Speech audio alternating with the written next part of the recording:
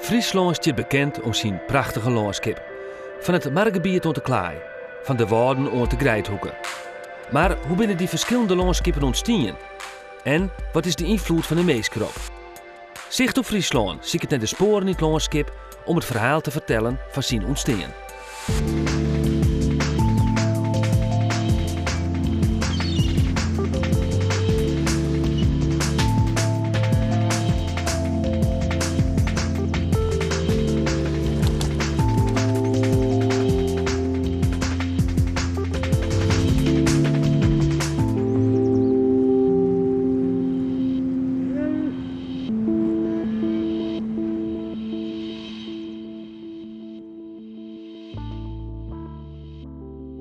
Zicht op Friesland is jood in het lege midden. Het wut zei het al, het leidt midden in de provincie en het leidt ook griezelig leeg.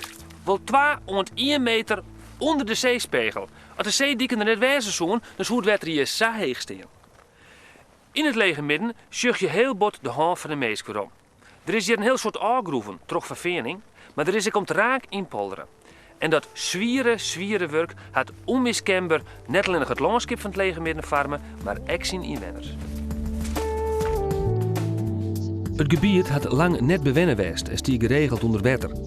Bij het dichtslipping van de Middelzee werd van de 12e, 13e eeuw al het gebied inpolderen. Binnen zijn hem de opstrekkende polders. En komen de bewoners een markt in, dan gaan ze aan de orenkant weer verder. Ze hadden bewoners van Gwayengeer aan de orenkant van de maar Gwayengerriep vestigen. En krijgt Akrum het dwallingdwarp Eegmariep. Vanzelfs is de lege midden ek bot beïnvloeden door de vervening. Vanaf 1700 is het veen aalgroeven eerst alleen nog het heegveen. Daarna ek het veen dat onder water stier. Ze had het landschap ek haar farm kregen. Lange striepen laan met daarom in de water de petgat.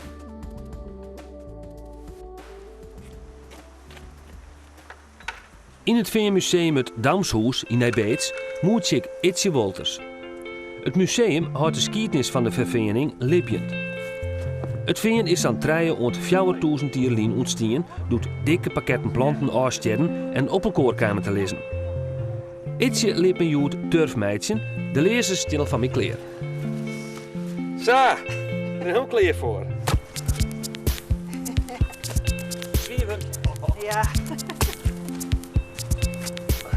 Dus ik hier maar even beter bij te komen. Doe het zo goed, Itje? Ja, dat is prima. En ook je stampen. Een soort variant van een rollator. Zo kerst het weer eens, ja. Sorry, Itje.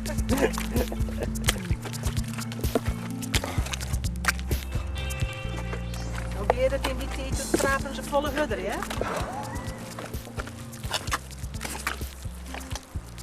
Nou, hoe liep het er? Het ligt het nergens op, jonkje.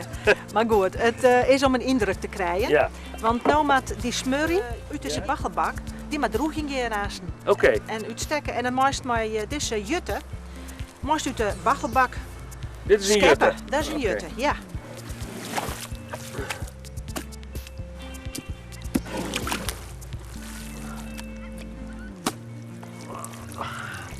Dit komt er al op aan. Zo. Nou leidt min clean uit de bak te droegen in een zinnen. Hoe lang moest dat toch steeds droegen?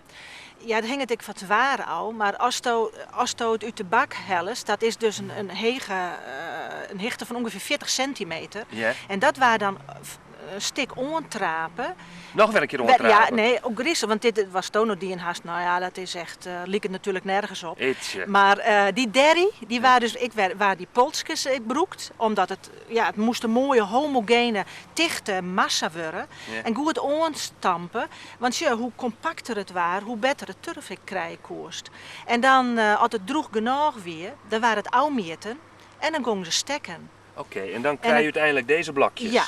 Als je hier staat door het lege midden hinrieden, dan zul je echt dat die patroon van die vervening zul je nog weer waarom in het landschap. Hè? Ja. Wat is nog heel karakteristiek? De petgotten, maar de striepen ertussen. De striepen? Ja, zie je, alles wat vervingend was, dat was wetter. En dat waren dus smelle, ja, wat we nemen petgotten. Ja. En de striepen, dat binnen stroken loon ertussen. Met de veenarbeiders opstien. Ja, en werd je de turf te droeg in stier.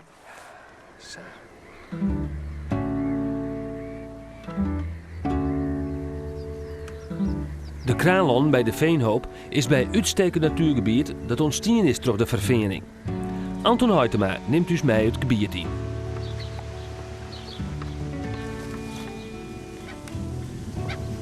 Dus wat we nu staan, dat is een oude strieper, maar die het oerbleun is van de vervening. In Jonkenhuis laat nog een stukje water. Nou, dat is dan een oud petgat, dus hier hebben we nog een hoekje van ongeveer 12 hectare liggen. Dat zit maar al het bestaande natuurgebiedje weer. Nou ja, en dit hoekje heeft eigenlijk de aanleiding geweest om zeg maar, de Kraalon uit te verhuizen van die 12 hectare naar die 100 hectare die het hier daar is. Het is een waardevol natuurgebied. Er zitten hele grote bessen en het had een bijzondere vegetatie. Nou, op deze striepen die zijn op zich nog heel waardevol. Er komen nog hele zeldzame plantensoorten voor. Dat is kippenklakje, de klakjesgensie aan. Nou, die staan nog in redelijke aantal. Nou, wat we hier ook wel zien op deze striepen, dat is ook wel vrij bijzonder, dat je ook wat heidefarming vindt. Dus met name dapheide stiert hier nog wel redelijk wat. Dus echt deze striepen zijn nog echt heel waardevol qua botanische waarden, zeg maar, hè, qua plantensoorten.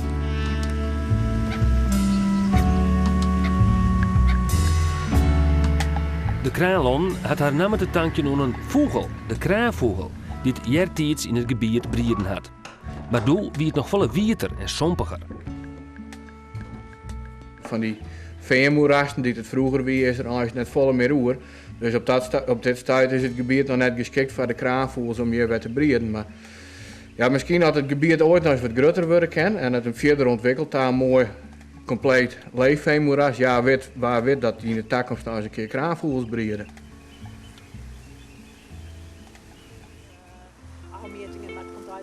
Op het terrein van Museum Damshoes staan nog een paar authentieke hoesjes van de veenarbeiders. Oh, wat een hokje. Ja, dit hè. Ja. En dan te bedenken dat ze hier maar 18 mensen libben. De vervening had het landschapje heel bot farmen, maar eigenlijk ook de meesken, hè? Ja. Dat ze hier een meer leven. Die gemeenleden. De periode werd wij hierop praten hier in Nijbeets, dat begon in 1863. Maar toen kwam even later, in de rin van de jaren, kwam ik oren brandstof op, olie en kool. Dus de prijs van de turf waar niks meer Zie je werd. al je jermoorden. Ook christelijke jermoorden. En die veenbaas die arbeiders toch heel bot in de tangen?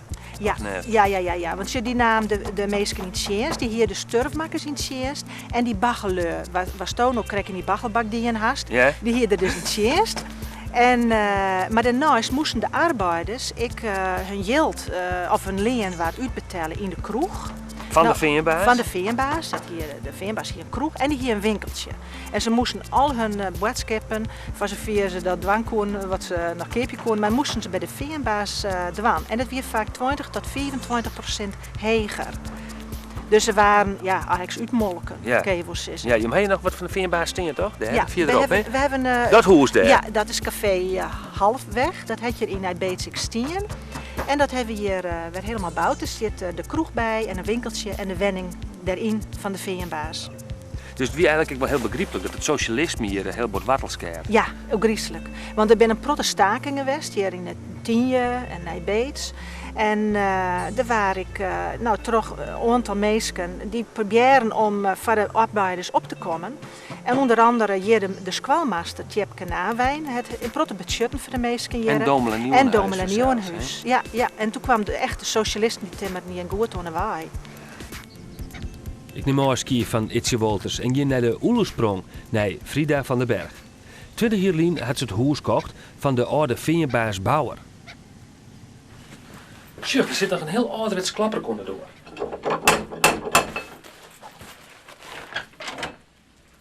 Hallo, Goeiedag.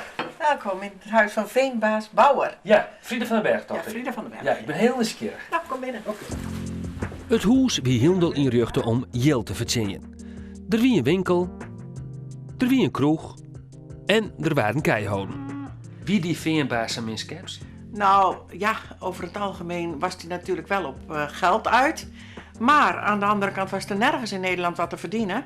Dus er kwamen ook mensen uit Duitsland en Holland om hier in het veen te werken. Want het was overal armoedtroef. En aan de andere kant was het ook wel zo dat mensen hier de hele winter hun boodschappen konden doen. Ja, gewoon eenvoudige dingen natuurlijk. Die gingen dan op de lat. En als er Op de dan lat? Op de lat, ja. Op de lei. Ja.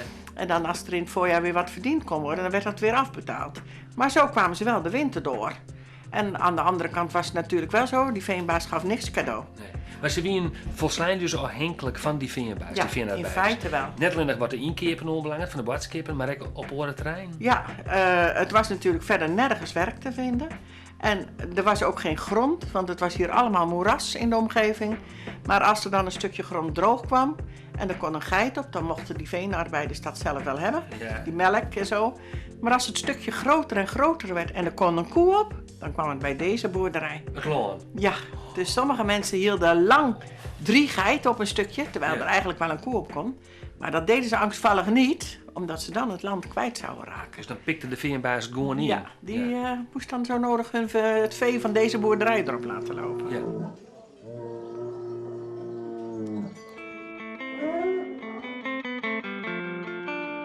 In de middeleeuwen tilde het in Friesland op van de kleesters. Maar er is haast neer van oerbleun. Ook het lege midden hier een grut tal kleesters, liek als hier in Nes. Deze klokkenstoel herinnert aan het kleester van het Nesker convent, dat om 1200 in de bouwd is. De klokkenstoel zit op een oerbloosel van een terp, die in 1900 aangegroeven is.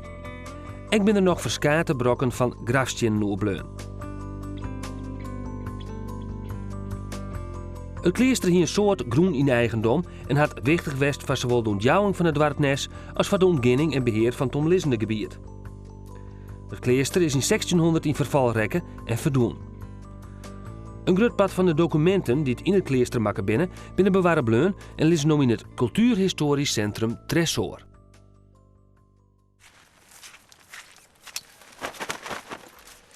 In het lege midden is net alleen nog een soort veenwoon. De waardje komt raak in polderen. Want woon de boeren hier een besteden bouwen, dan moest het wetter voor het pond verder. Om die reden binnen toch de eeuwen heen een hele soort wettermoen in het lege midden bouwt. Een van de jongste vrijwillige moeders van Friesland is Ruud Jacob Nauta. En in dit spinnenkapje heb ik een afspraak.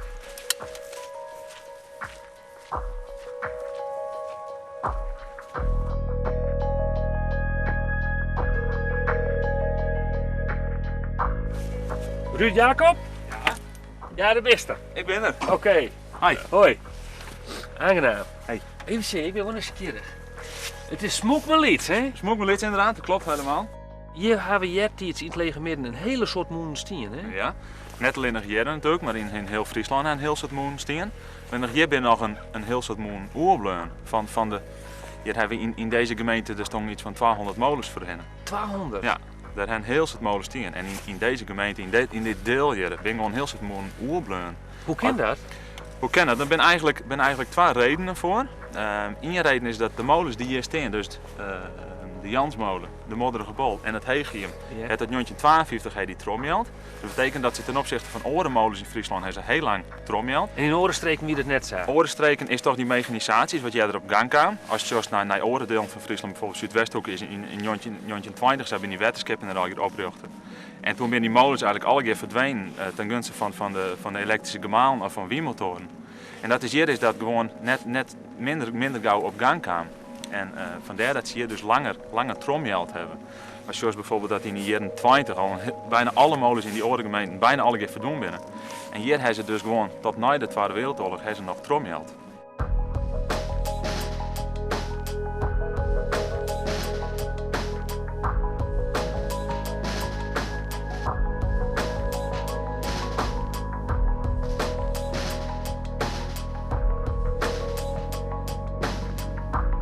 Al deze 3 molens die hier dus nou nog staan, die zijn aangekocht door de oudheidkamer Versmellingenland. Ja. En die hebben dus ook verzorgen dat die molens in goede staat bleven. En dat die dus ik behouden waren voor het nageslacht. En vandaar dat die molens hier dus eigenlijk alle 3 nog staan. En van de Wereldoorlog waren dus die orenmoen in de rest van Friesland ontraken Alberts. Ja, ging echt bij bosjes, ging heel erg Ja? snel. Ja? Als bijvoorbeeld zoals dat de gemeente Wienbrits 322 molens hand had, Ja. en daar wie eigenlijk tot de wereldoorlog wie er nog 12 noemen. Dat is heel, heel snel gang.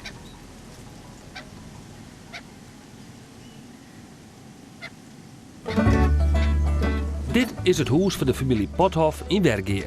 Het is een oude pastorie en een monument. En ik gaat het niet alleen nog over het huis zelfs, maar ook over de tuin. De tuin staat groot vol met oude fruitbjemmen op heegstam. Dit soort bjemmen verdwijnen in het tempo. Joetendij wordt al het fruit op lege bjemmen steelt, dat is makkelijker bij de pluk.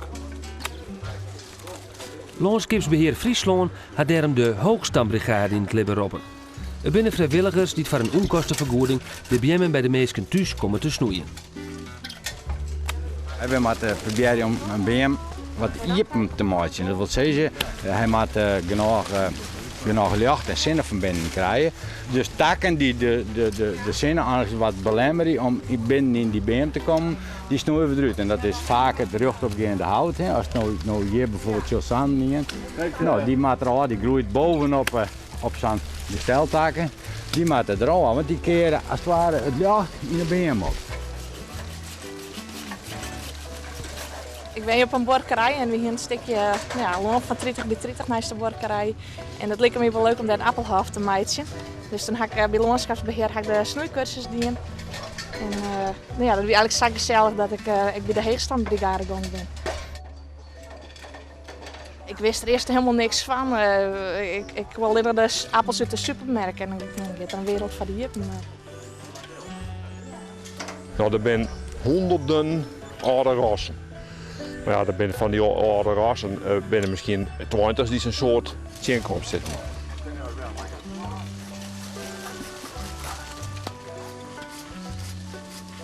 De oude genen die moeten bewaard worden. Deze bjemmen, deze soorten, die hebben bewezen door de jaren heen. Ik denk van voor Christus eigenlijk al is dat ontstaan dat deze soorten bewezen hebben in stand, zelf in stand te blijven. Dus dat kan alleen nog maar goed worden. Die kan alleen nog maar bestand worden. Zien alle waarsomstandigheden, zien alle ziekten, zien alle groensoorten die te komen. En maar zien van wat er nog groeit. En dat is het mooie ervan. Dus probeer die zaak te bewaren. Wij zeggen dan smaak van een notarisappel, we vinden die nog. Net in de winkel.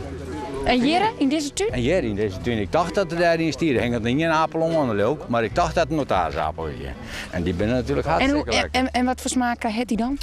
Ja, dat is nou het probleem. Een uitgesproken smaak met een bepaald aroma.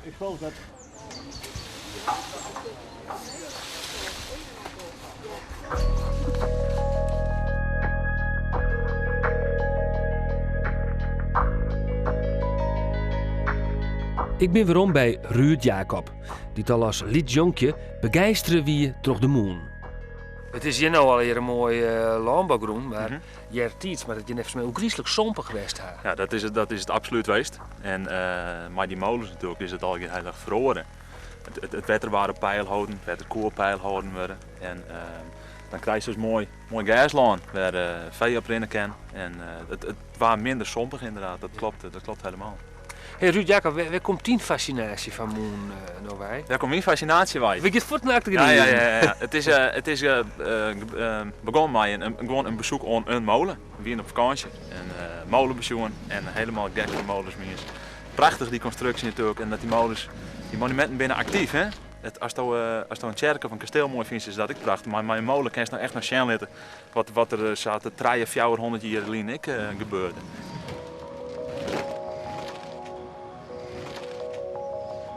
Nou, hij is die daar en deze hier, dat binnen spinnenkapjes, maar wat voor type wettermoen heeft die nog meer? Nou, hij staat op een beurt even verderop. Bij Grauw heeft nog een achtkante groenzieder. En dat is een houten molen, dat ze mij rijdt. En dat heeft je dus nog. En bij Grauw heeft nog een tjaske staan. Tjaske is een heel liets moltje, een heel primitief moltje. Die vroeger zowel inmelenkoer als uitmelenkoer. En dit soort molens konden vroeger eigenlijk alleen nog maar uitmelen, dus het uitmelen van wetter. Du hast het nou over authentieke moen, maar ik ken ook wel in het Friese landschap die ijzeren Amerikaanse moen. Ja, klopt. Die binnen er een heel soort geweest. En de ondergang van de gewone authentieke molens is ik heel erg veroorzaakt door wielmotoren. Want zoals deze spinnenkop en die achtkantjes, die zijn heel erg arbeidsintensief. En een wielmotor, wie een hele makkelijke machine eigenlijk. Die zijn die Amerikaanse. Die Amerikaanse wielmotoren inderdaad. En die zijn volle makkelijker in gebruik. Er zit minder onderhoud aan. Zo'n molen is helemaal van hout. Nou, een hout kan natuurlijk branden, dus dat de molen eventueel te snel gaat, dan zou er in de brandvliegen kunnen of met bliksem met onwaar. En zo'n ijzeren molen, dat raakt natuurlijk volle minder gauw in de brand. Hij sterk met mij? Vind ik absoluut prachtige objecten en ik vind dat we dat heel erg in stand houden moeten, omdat het natuurlijk ook een bepaald stukje geschiedenis is. Het is gewoon een opvolger van de authentieke molen. En een wielmotor, is altijd heel erg lacherig voor dingen. Nou, van, dat is niks en dat is raar. Maar het zijn hele mooie apparaten die gewoon een heel belangrijk geweest zijn in de ontwikkeling van Friesland.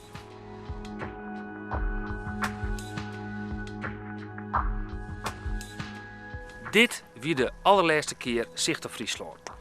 In deze serie van 9 afleverings is een hele soort verteld door het Friese landschap. Met zijn dieken, elsensingels, pingo's, sterpen, dwarpen, steden, marren, eilanden. Plakken, dat jou hoop ik nou mij hele oren eigen naar zien kennen.